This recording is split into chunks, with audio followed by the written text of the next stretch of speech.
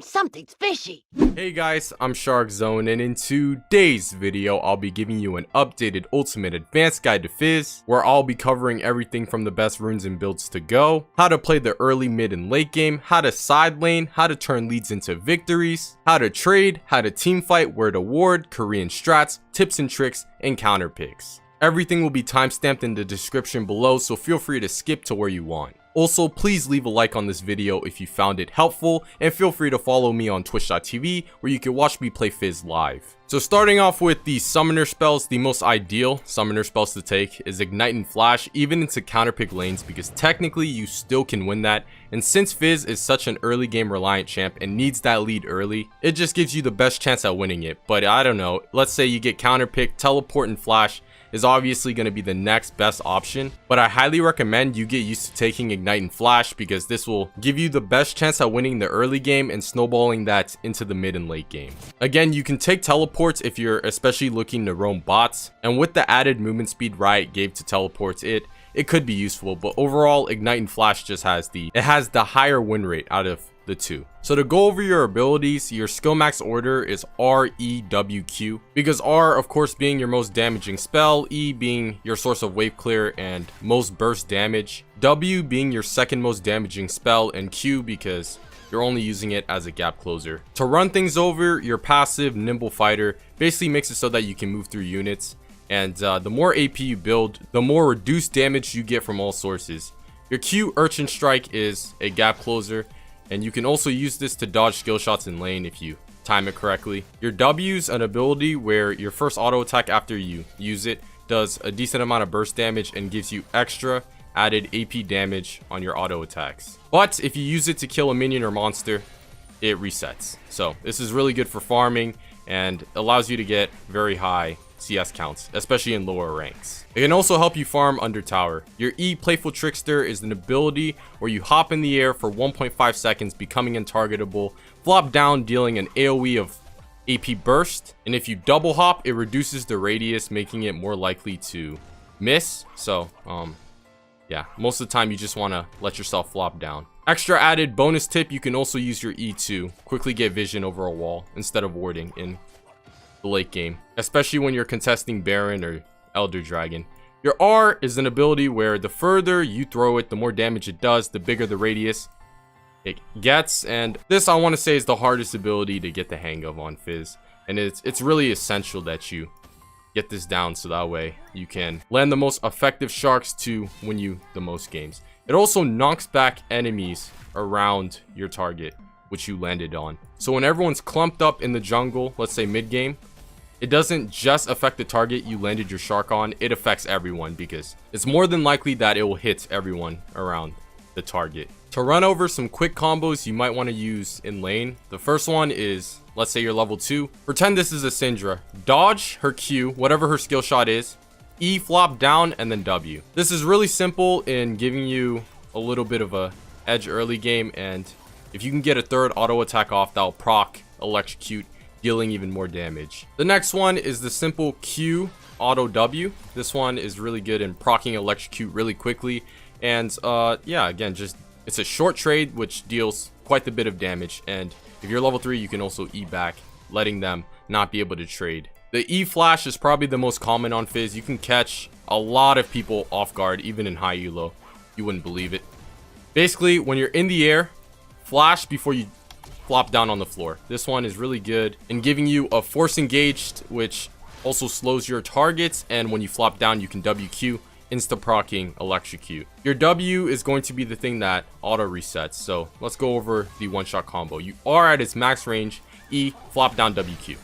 That's the most simple one-shot combo that you will execute most of the time, especially when you're really snowballing in ahead and just want the easiest way to one-shot your enemy target and you don't have Ignite or any other active spells. But if you want to get fancy and use your spells, you can R, E, WQ Ignite, and then Proto Belt right on top of them. I'll show you right now.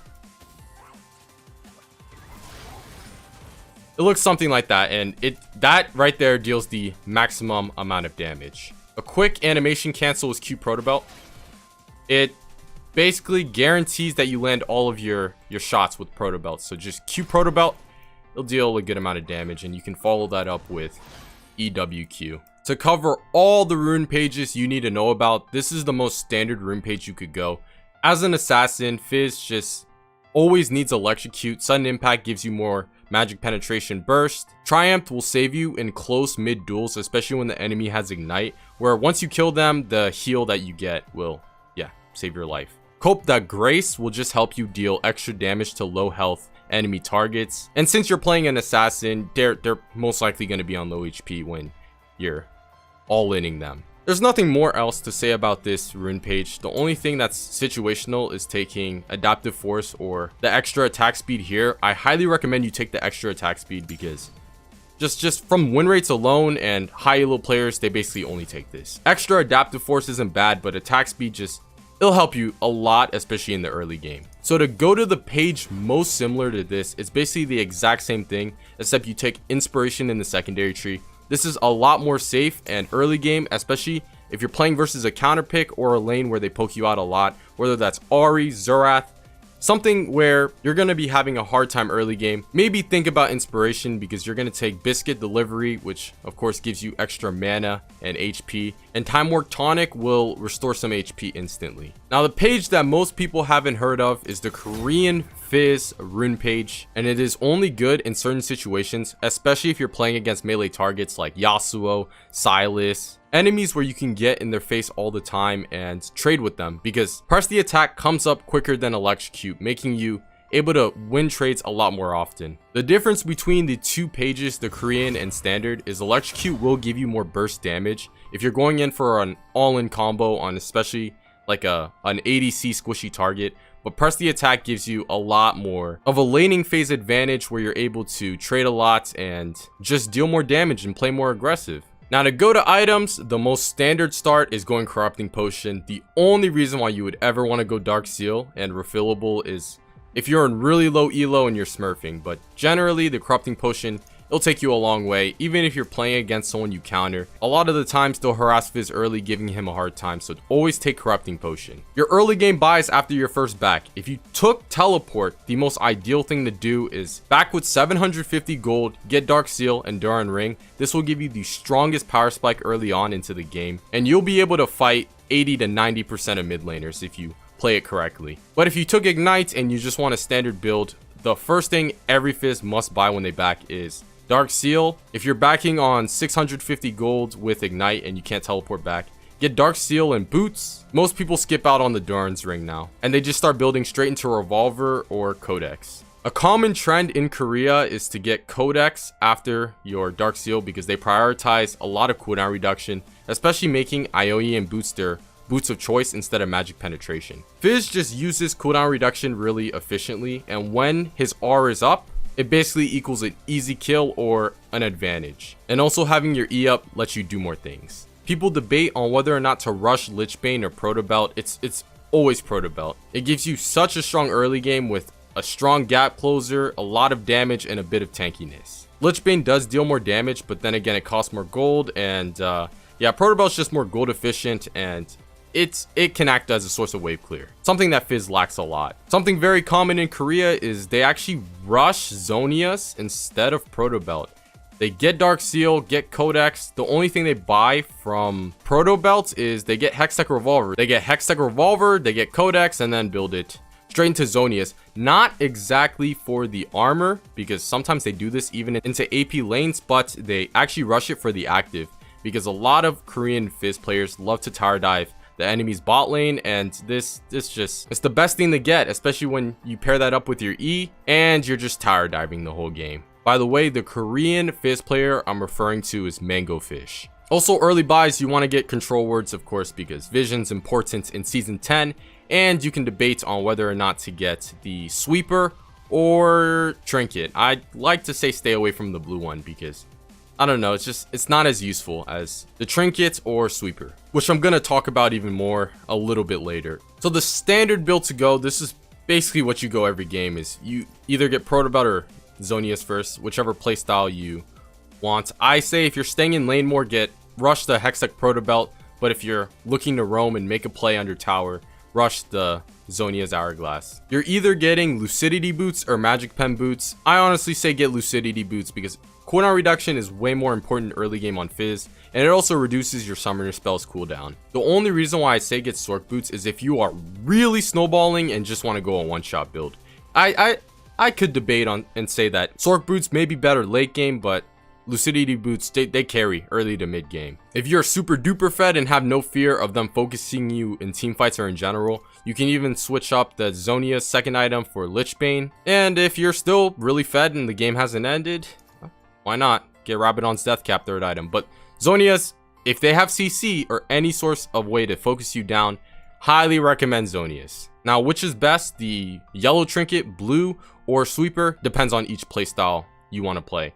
I honestly put the blue ward in last place because it's easy to clear and it doesn't really do much. But if you deep ward with the yellow, it gives your team vision and you could play around that. But red sweeper is really common when you're playing a super aggressive playstyle where you want to roam and just want to assert your dominance all over the map. Because if you clear all the bushes with your red sweeper and just sit in the bush, they literally can't tell if you're roaming or not, which is really strong because it makes the enemy's bot lane back off, giving you an advantage. Now, to quickly go into the weird items you may think about going, just because I don't know what reason, Gunblade instead of going Proto Belt, the only time you should go this is kind of if you're smurfing again. Sure, it does deal more damage, but the gap closer Proto Belt gives and overall wave clear is just, it's way better than Gunblade. But if you are super duper ahead where they're about a forfeit 15 minutes, I mean, you're kind of weak too until you build it because there's AD in it. So I wouldn't recommend it if you're playing in a competitive setting. Noxious Tooth third or fourth item, again, I just can't recommend because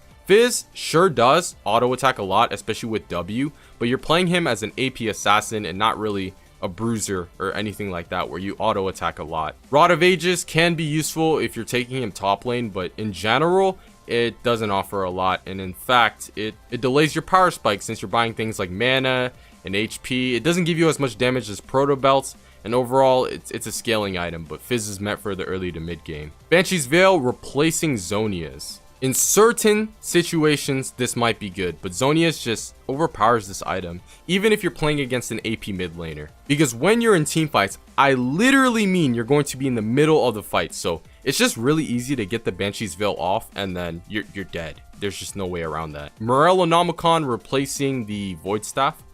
It couldn't be that bad. I mean, it does give grievous wounds, which is especially good against someone like Vladimir. I don't want to say it's stronger, but you can think about it. Generally, Void Staff will give you more burst damage, but Morellonomicon will give you more tankiness. And if you need the grievous wounds, I'd say go for it, actually. Spellbinder, you usually would get this instead of Rabadon's Deathcap. I don't recommend in general because Rabadon's Deathcap will like double your damage in comparison to this, and I honestly stay away from this. Just get Rabadon's Deathcap, save up for it. Yeah, just save up for it. Medjais, I'd say go for it if you have high hopes of just never dying and always getting kills. It could be good, but again, it's very risky. Just know that you're not losing a lot if you sell it, since it does sell for like 1,000 gold. So it's something you want to think about, especially because early game you build Dark Seal again. Now, the one-shots build. This is if you don't want Zonia's and you just want to one-shot targets. Proto Belt, Lichbane, Sork Boots, Medjais, Rabadon's Deathcap, Void Staff, and Sweeper, since you're going to be in the enemy's jungler, going everywhere looking for picks, and yeah, there's not much else to say about that. Now, to talk about the early game and exactly how you want to play it, your goal is to get the wave right here, whether you're playing against a melee target or ranged target. Going for mini trades, you have to execute, of course.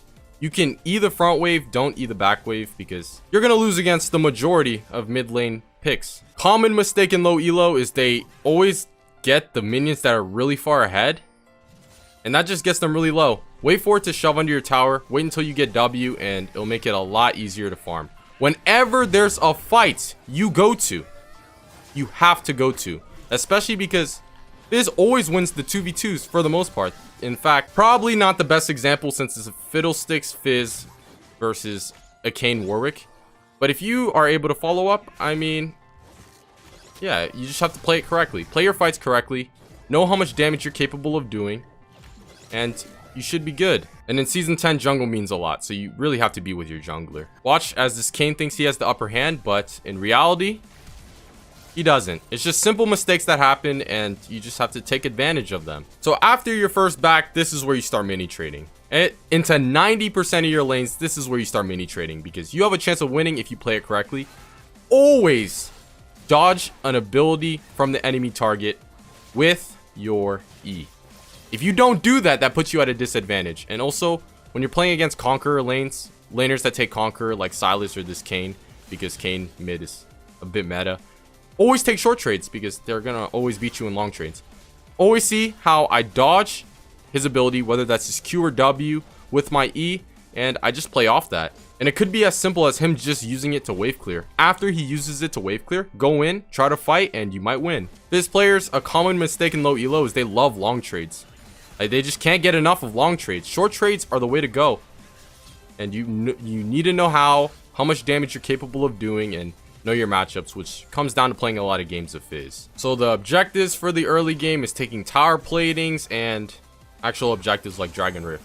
Always play around your jungler when you're playing an assassin, because they're like your right hand. They'll help you in almost all situations. I see Nunu came for a pretty aggressive gank, especially when he's behind, and we quite easily clean him up and burn the Echo's ult. Of course, the roaming aspect of Fizz is something he's kind of known for because of how good he is at it. I didn't have R here, so it's kind of...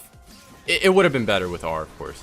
But you're just able to really easily kill targets like it's a gank. Deep warding, of course, is key when it comes to knowing where the actual jungler is.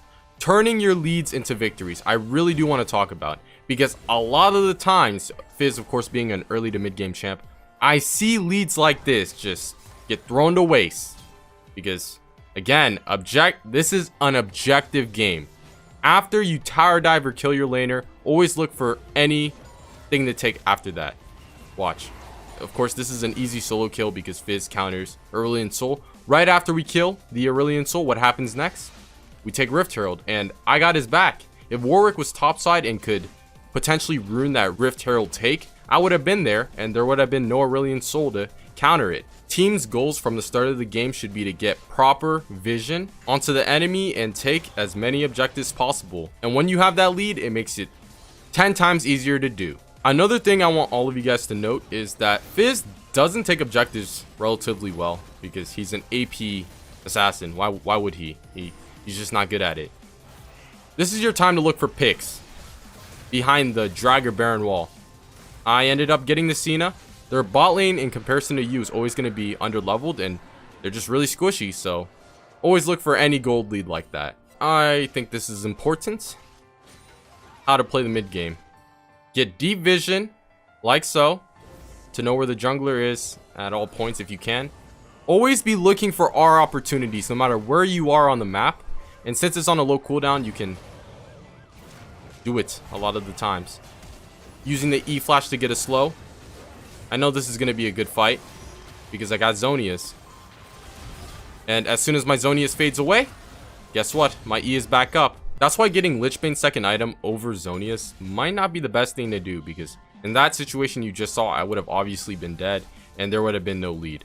Side laning, very important on Fizz. If you know your team can't win team fights, you're fed and ahead, there is no reason to group. A lot of the times, I want to say this is most common in bronze to silver, where no matter what the comp is, no matter what this or that is, it's just a 5v5 ARAM mid. And it happens sometimes in high silver all the way to mid gold. It destroys your lead. If you stay mid all game, you're an assassin, you're melee, you're not going to farm any of this. And you see the difference between someone who doesn't go in the side lane and someone who does. It's just a tremendous difference. You're going to have a level advantage and overall just gold advantage. And when you actually do come to team fight, you're going to have such a huge gold lead that it's going to be such an easy 1v9. Easy picks. And the last thing to cover is team fighting. Never go and focus the front line. There is no point in doing that. Use Protobelt to get rid of the Banshee's Veil or whatever shield the enemy may have. This team fight was lost, but still, a good example of what should happen. Both their backline are on the Fizz. You know how much that denies them? Side laning, again, always important. And watch. After you take the objective, what do you do next? Then you somewhat group with your team and look for pick opportunities. Quick plays like that, get rid of the marksman, the most important target on the enemy team, and clean them up.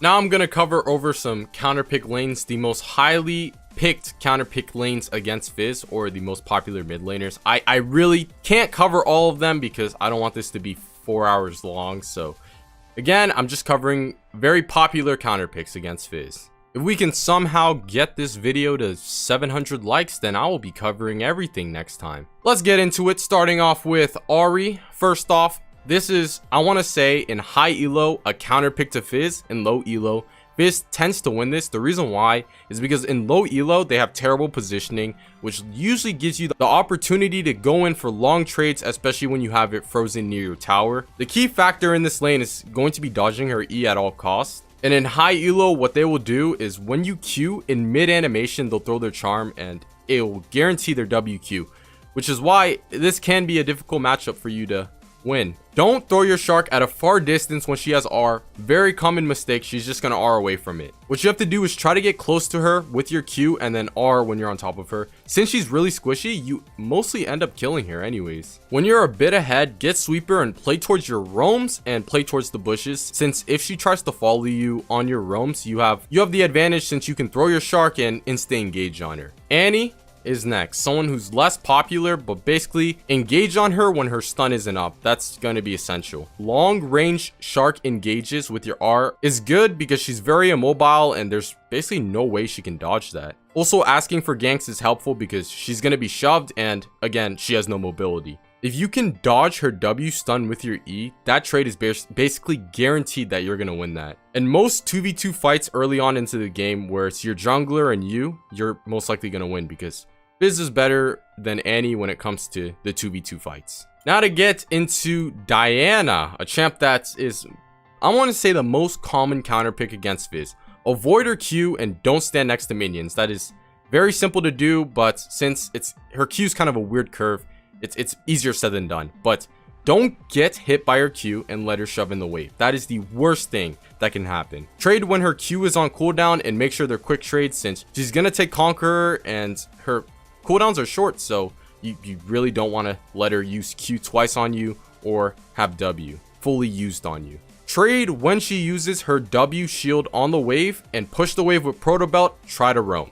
Call for a gank when minions are under tower since she's really immobile, and in long trades, save your E for when she Rs. Now Echo doesn't really counter Fizz, but he's just very popular, so I mean I have to cover him. Short trades are the best thing to do and don't let him get his passive off. If you do that correctly, you win this lane. Early on into the game, you typically do better, and whoever sets up the better freeze usually has the advantage since they can call for ganks, have safety of their tower, and trade fully. Use your E to dodge whichever the most deadly thing he can use against you, whether that's his R or W.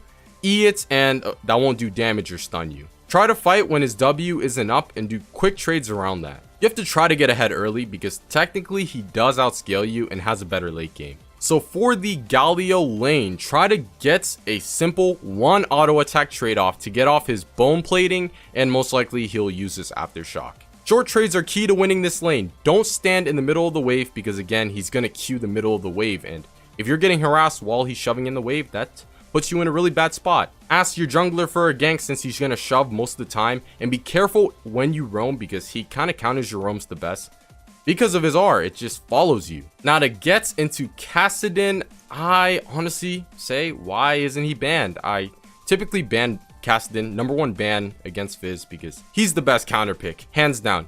Best counter pick against Fizz because he outscales him, and the only time you can win is pre-6. Early on into the levels, stand outside of his range of his Q and wait for the wave to get pushed under your tower. When you hit level 3 and he Qs a minion or you, wait for that shield to go away and go in for a trade. That's the perfect time because he'll have no shield and he's pretty weak early on, so you're gonna win most of the time after his Q runs out. You're gonna have the upper hand level 3, try to zone him away from the wave, especially when it's near your tower. And last tip is don't ever throw your shark if his R is up. he's gonna dodge it. It's so obvious. Post level 6 and in the mid game, he just stomps you. There's nothing else to say about that. So if you can play the early game perfectly and correctly and not give him the mid game he's looking for, you might have the slightest chance of winning that. Now to go into the Lissandra lane. Short trade first, so that way you can get her aftershock out and bone plating. After that, if you dodge her W with your E, you basically won the trade. Even though she's a counterpick lane, Ignite is great against her, since if you ignite her before she ults, it won't heal her, and after that you most likely got yourself a kill. Freeze the wave near your tower at all costs and have vision over the enemy jungler, because ganks are inevitable. In teamfights, you can try to wait for her to use her CC on other targets, which will mainly happen in low elo, but in high elos, she will save her R for you, which is really sucky. Now to talk about Rise. Don't stand next to your wave so that way his damage chain won't hit you, and try to get a lead pre-6 where he's most weak. Since he'll be shoving and has no mobility, especially pre-6, ask your jungler to gank and shark all in him if somehow you get level 6 before him. Keep an eye on him and don't let him roam with his R. So now to talk about the popular Syndra lane. One of those lanes where I feel like in high elo, I want to say it's a medium matchup, but in low elo, Fizz generally counters Syndra. The reason why I'm saying this is because she's really popular right now, even after her nerfs on her E. So the essential thing to do is not let her poke you before level 3 and just wait for the wave to shove under your tower. I know I'm kind of getting repetitive with the stuff I say, but this is essential. Try last hitting and stay healthy until level 3. And yeah, use your W to try to farm to the best of your abilities. When level 3 hits, as soon as she uses another Q on a minion, try to dodge her E with your E and you've won that trade. When you turn level 6, it gets even easier whenever your shark is up, and you should always be proactive with that in lane or on the map. When she uses R, all you have to do is E, and it's GG. Last but not least, I want to cover Silas. Quick trades are essential, especially because he has Conqueror. Again, don't stand next to your minions and let him shove in the wave plus harass you. Don't get hit by his E at all costs and ignite whenever he uses W and tries to heal himself in long trades. I think that wraps about everything up. Please guys, if you enjoyed this video, please smash that like button and comment what you want to see next. Hit that subscribe button to see more like this, and I hope I gave you some new information to increase your win rate in ranked. Thank you so much for making it this far, and yeah, have a nice day. I'm Shark Zone here with another video, and I'm out. Peace.